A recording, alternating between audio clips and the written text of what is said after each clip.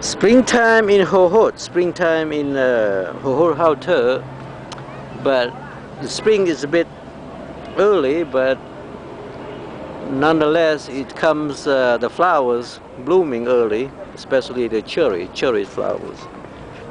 And we still have a couple of more weeks before the spring is over. I am here in the park, the important park, the biggest park, square, in the middle of city. It's in the center square. Let's go see over here. Some more flowers here.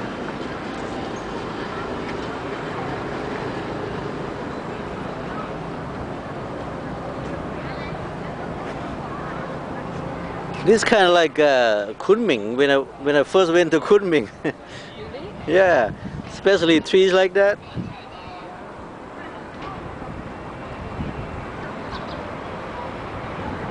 But in Kunming they don't have these kind of trees like for Christmas, spruce.